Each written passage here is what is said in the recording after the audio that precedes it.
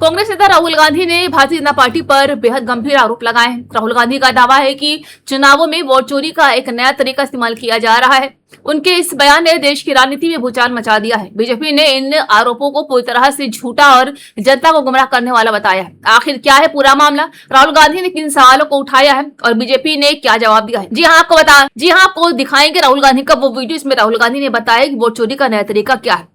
पहले आपको बता दें कि राहुल गांधी ने एक प्रेस कॉन्फ्रेंस और सोशल मीडिया पोस्ट के जरिए आरोप लगाया है कि देश की चुनावी प्रक्रिया को प्रभावित करने की कोशिश की जा रही है। उन्होंने कहा है कि लोकतंत्र केवल वोट डालने का अधिकार नहीं है, बल्कि हर वोट का सही तरीके से गिना जाना भी उतना ही जरूरी है। राहुल गांधी ने दावा किया है कि कुछ राज्यों में मतदाता सूची में गड़बड़ियां देखने को मिली है, जहां हजारों लोगों के नाम या तो हटाए गए हैं या गलत तरीके से जोड़े गए। उन्होंने इसे वोट चोरी का नया तरीका बताया, यानी कि SIR। वोट चोरी का मुद्दा तो आपने सुना होगा कि हरियाणा में, मध्य प्रदेश में, महाराष्ट्र में और अब असम और बंगाल में बीजेपी वोट चोरी करती है। ईवीएम के माध्यम से होता है, वोट बढ़ाने और काटने से होता है। जब हमने वोट चोरी पकड़ी इनकी, सबसे पहले हमने कर्नाटक में पकड़ी, उसके बाद हमने हरियाणा में पकड़ी। जैसे ही हमने इनकी वोट चोरी पकड़ी, इन्होंने SIR काम शुरू कर दिया। SIR का मतलब इलेक्शन कमीशन ने ही वोट चोरी का काम शुरू कर दिया। पहले बीजेपी के लोग करते थे, इलेक्शन कमीशन के माध्यम से करते थे। जैसे हमने वोट चोरी पकड़ी हरियाणा में, महाराष्ट्र में, इलेक्शन कमीशन ने ऑफिशियली वोट चोरी का काम शुरू कर दिया। राहुल गांधी के एक बयान ने सियासी गलियारों में हलचल मचा दी है। राहुल गांधी ने सरकार पर निशाना साधते हुए कहा कि टॉफी बांटना बंद करो और एक्शन लेना शुरू करो। उनके इस बयान को सीधे तौर पर सरकार की नीतियों और जनता से किए गए वादों पर हमला माना जा रहा है। आखिर राहुल गांधी ने ऐसा क्या कहा है कि इस मुद्दे पर सरकार घिर गई है? जी हाँ, राहुल गांधी ने अपने बयान में कहा है कि देश की जनता अब केवल घोषणाएं और वादे नहीं सुनना चाहती है, बल्कि जमीन पर काम देखना चाहती है।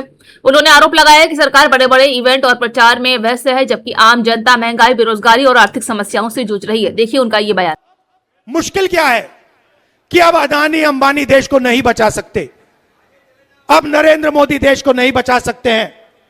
अब सिर्फ हिंदुस्तान का किसान, हिंदुस्तान का मजदूर, हिंदुस्तान का युवा इस देश को बचा सकता है। और आपके इन्होंने हाथ बांध दिए, आप सबके हाथ बांध दिए। जो आप पहले मेहनत करते थे, फैक्ट्रियों में काम करते थे, पब्लिक सेक्टर में काम करते थे, यह हिंदुस्तान की स्ट्रेंथ थी। इन्होंने इस सब को खत्म कर दिया है। अब भी मैं इनसे कह रहा हूं कि टॉफी बांटना बंद करो और एक्शन लेना शुरू करो। किसानों को खाद नहीं मिलने वाला है, खाद की सप्लाई की तैयारी करो। आपका दोस्त अंबानी हिंदुस्तान का तेल आज भी बाहर एक्सपोर्ट कर रहा है। आज भी करोड़ों रुपए का तेल हिंदुस्तान के बाहर जा रहा है। यह तेल हिंदुस्तान को चाहिए, ये तेल हमारे लोगों को चाहिए। कांग्रेस जनता पार्टी इंस्टाग्राम से लेकर ट्विटर और फेसबुक तक इस अभियान की जबरदस्त चर्चा हो रही है। दावा किया जा रहा है कि सोशल मीडिया पर इस पेज के फॉलोअर्स की संख्या तेजी से बढ़ रही है और लोग इसे राजनीतिक व्यंग के तौर पर देख रहे हैं। अब इस मुद्दे पर कई राजनीतिक नेताओं की प्रतिक्रियाएं भी सामने आने लगी हैं। इसी बीच किसान नेता राकेश टिकैत का बयान भी चर्चा में आ गया है। जी हाँ, सोशल मीडिया पर कांग्रेस जनता पार्टी नाम से चल रहे इस ट्रेंड को लेकर लोग अलग अलग तरह की प्रतिक्रियाएं दे रहे हैं। कुछ लोग इसे मौजूदा राजनीति की पर व्यंग बता रहे हैं, तो कुछ इसे जनता की नाराजगी का नया तरीका कह रहे हैं। इंस्टाग्राम पर इस अभियान के मीम्स, वीडियो और पोस्ट तेजी से शेयर किए जा रहे हैं। कई यूजर्स इसे मजाकिया अंदाज में देख रहे हैं, जबकि कुछ लोग इसे गंभीर राजनीतिक संदेश से जोड़कर देख रहे हैं। उत्तर प्रदेश के शामली जिले में मोनू कश्यप मामले ने अब केवल एक स्थानीय घटना का रूप नहीं, बल्कि एक बड़े सामाजिक और राजनीतिक मुद्दे का आकार ले लिया है। इंसाफ की मांग को लेकर लगातार प्रदर्शन हो रहे हैं। वहीं राजनीतिक दल भी इस मामले पर खुलकर अपनी अपनी रणनीति के साथ मैदान में उतर चुके हैं। मोनू कश्यप की मौत और उसके बाद सामने आए घटनाक्रम ने प्रशासन, पुलिस और राजनीति तीनों को सवालों के घेरे में लाकर खड़ा कर दिया। सबसे ज्यादा चर्चा इस बात को लेकर हो रही है कि आखिर सच क्या है। क्या जांच एजेंसियां निष्पक्ष तरीके से काम कर रही है? मोनू कश्यप की मां लगातार मीडिया और प्रशासन के सामने न्याय की गुहार लगा रही है। उनका आरोप है कि पुलिस ने मामले में सही तरीके से कार्रवाई नहीं की है। महत्वपूर्ण तथ्यों को नजरअंदाज किया जा रहा है। परिवार का कहना है कि उन्हें अभी तक संतोषजनक जवाब नहीं मिल पा रहा है और वो चाहते हैं कि पूरे मामले की निष्पक्ष जांच हो ताकि दोषियों पर कड़ी कार्रवाई की जा सके। दूसरी तरफ समाजवादी पार्टी की सांसद इकरा हसन भी इस मुद्दे को लगातार उठा रही। उन्होंने पुलिस की कार्रवाई पर सवाल उठाते हुए कहा है कि मामले को दबाने की कोशिश की जा रही है और पीड़ित परिवार को न्याय दिलाने के लिए वो अंतिम सांस तक लड़ाई लड़ेंगी। इकरा हसन का ओबीसी वोट बैंक माना जाता है और किसी भी राजनीतिक दल के लिए समाज की नाराजगी चुनावी समीकरण बदल सकती है। यही वजह है कि ये मामला अब केवल कानून व्यवस्था तक सीमित नहीं रहा बल्कि सीधे तौर पर सियासत से जुड़ गया है। ईद उल अजहा को लेकर कुर्बानी के मुद्दे पर इस बार मुस्लिम धर्मगुरुओं और स्कॉलर्स ने एकजुट होकर शांति और सौहार्द का संदेश दिया है। उन्होंने साफ कहा है कि उनका उद्देश्य किसी भी समुदाय, खासकर हिंदू भाइयों की आस्था को ठेस पहुंचाना नहीं बल्कि सभी धर्मों के बीच आपसी सम्मान और भाईचारा बनाए रखना है।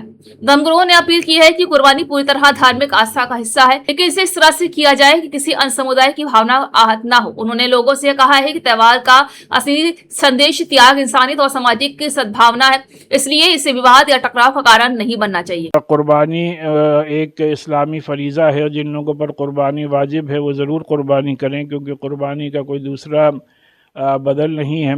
और उसी के साथ साथ सिर्फ उन जानवरों की कुर्बानी की जाए जिन पर कोई कानूनी बंदिश नहीं है, और गाय की कुर्बानी हरगिज़ न की जाए। उसी के साथ साथ इस एडवाइज़री में यह भी अपील की गई है कि नमाज ईदगाहों के अंदर और मस्जिदों के अंदर ही अदा की जाए। यही बात ये कि गाय के लिए मुंबई में जो कुछ बंगाल में जो कुछ हुआ है उसके लिए हमने खुद ऐलान किया, वहाँ के उलमा ने किया, वहाँ के मौलवियों ने किया और मौलाना अरशद मदनी साहब ने किया। यानी हिंदुस्तान के सारे आलिम इस बात पे मुत्तफिक हैं कि भाई गाय कुर्बानी में नहीं होनी चाहिए। मोहम्मद साहब ने भी कहा है कि गाय के गोश्त में बीमारी है और उसके दूध में शिफा है। तो हम उन्हीं की बात को मानकर आगे बढ़ रहे हैं। सरकार भी यही चाहती है गाय ना कटे।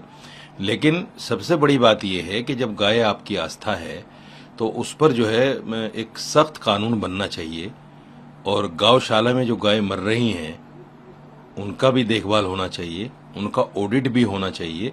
कितना पैसा जाता है, कितना पैसा लगता है, कौन खा रहा है, सब कुछ ट्रांसपेरेंट होना चाहिए। दूसरे ये है, गाय को आप नेशनल एनिमल का दर्जा दे दीजिए, सारी बात खत्म ही हो जाए। नहीं, बहस है कुर्बानी होना चाहिए। कुर्बानी के लिए जो हमारे देश के संविधान में जानवरों को ज़बह करने के परमिशन दी गई है उनको करना चाहिए, समझ गए।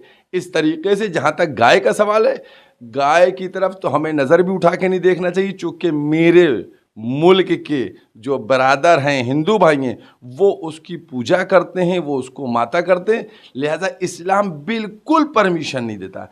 अगर कोई व्यक्ति गाय की कुर्बानी हिंदुस्तान में या कहीं करता है तो गोया उसने इस्लाम के विरुद्ध काम किया, क्योंकि इस्लाम ने कहा है दूसरे धर्मों का सम्मान करना चाहिए और गाय की कुर्बानी करके आपने अपमान किया।